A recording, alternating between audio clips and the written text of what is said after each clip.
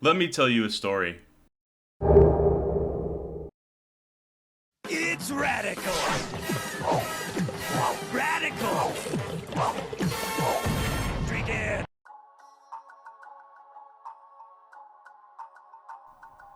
In the 19th century, thousands of Chinese laborers immigrated to the United States in search of work and opportunity. Many found themselves employed on one of the most demanding projects of the era, the construction of the Transcontinental Railroad. This grueling work involved long hours of intense physical labor under harsh and often dangerous conditions.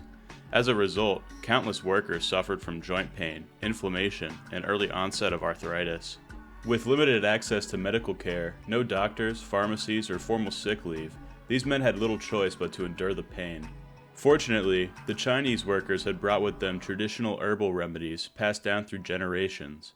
One such remedy, rooted in Eastern medicine, quickly gained popularity among the workforce for its ability to soothe sore muscles and ease persistent aches, providing much-needed relief and allowing them to carry on with the back-breaking labor.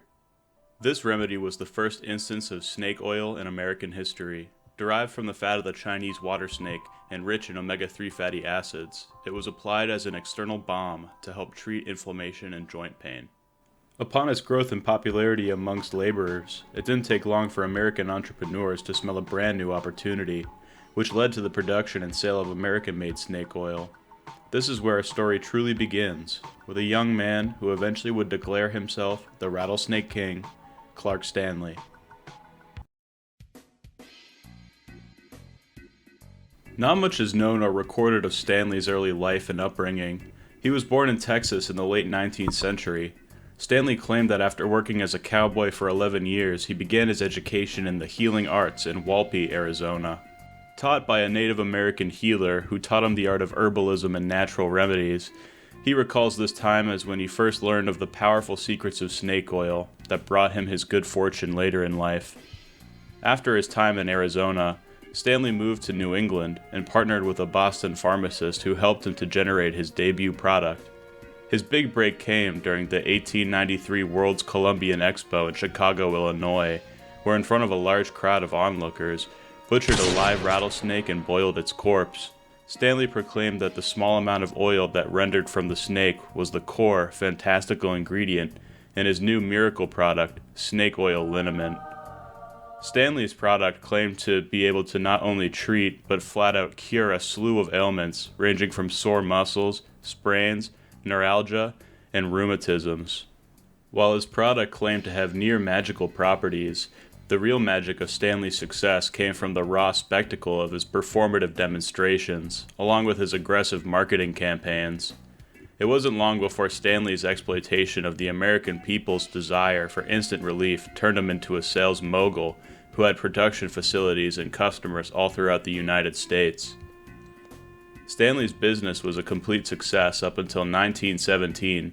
Unfortunately for him, this was when the U.S. government began to facilitate tests on his snake oil liniment as a part of their rollout to crack down on fraudulent medicine sales.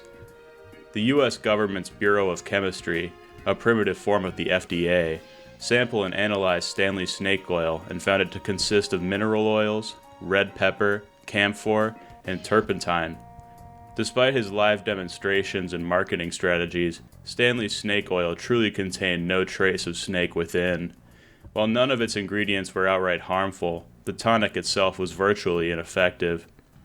The U.S. government fined him $20, which had the buying power of about $500 in today's economy, under the Pure Food and Drug Act of 1906. From then on, the Rattlesnake King was no more, and Stanley disappeared from the public eye. While there is no exact record of the amount of profit he made off of this scheme, the mass production and countrywide distribution of his product indicates that he must have made a fortune. While many don't know the story of Clark Stanley, the concept of his fraudulent snake oils remained in the cultural zeitgeist as a cautionary tale. While most of us know what the idea of snake oil is, it hasn't stopped deceptive and predatory individuals from profiting off their own forms of the product. While snake oil is considered a thing of the past, there are still many products today that embody its deceitful spirit. In the modern day, It's common to see hustle culture try and influence you into being the Ubermensch you were always supposed to be. You see this in the form of online courses claiming they'll teach you to become a multi-millionaire, and products that will help boost your overall performance and mental clarity. These nootropic supplements or smart drugs with names like Alpha Brain, NeuroBoost, and Qualia Mind claim to sharpen, focus, enhance memory, and even boost creativity. They sound like something out of Limitless, and that's exactly the point.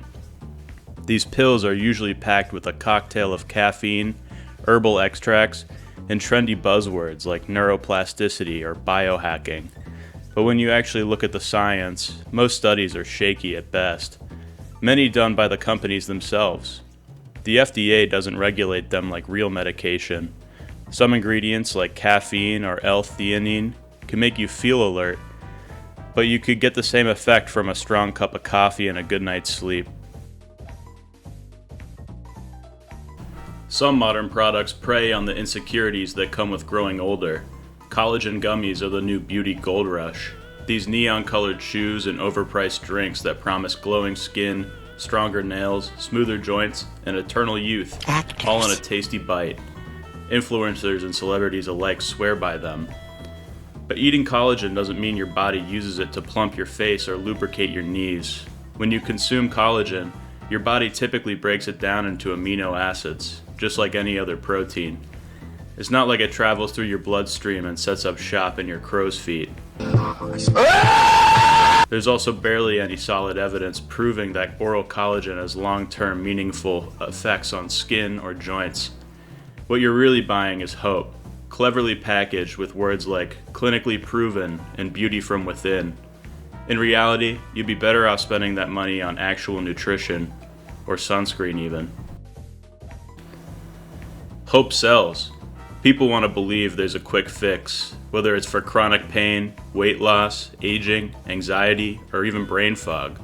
Snake oils offer the illusion of control in a world full of uncertainty. If you're struggling with something doctors can't fix or don't take seriously, a miracle cure can start to look pretty good. Once someone believes a product works, they tend to notice any positive change and ignore the lack of evidence or negative results.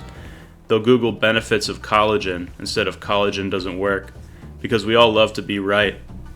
Influencers and celebrities who help market these products just add to the confirmation because, hey, why wouldn't I believe the people who are admired by hundreds of thousands? We all want to be better, all the time, and that's great. I believe a good life is led by always wanting to improve, always wanting to impress yourself. It's so easy to get caught up in all these products, services, and lifestyles that market themselves as the ideal path to getting where we want to be in life. Snake oil is about selling the belief that we can fix everything with a quick, simple solution. Whether it's a bottle of miracle pills or the latest wellness trend. The real trick is that we're not just buying the product. We're buying into the idea that we can control our lives, our health, our happiness with minimal effort. The truth, there's no magic cure, just the power of persuasion. And as long as we're searching for shortcuts, snake oil will keep evolving, selling us the same empty promises. That being said, don't stop doing your best. You don't need any miracles to ensure that you will have or will lead a good life. Keep waking up every day and challenging yourself. Eat healthy, drink water, and find value and purpose in the effort it takes to get to where you want to be.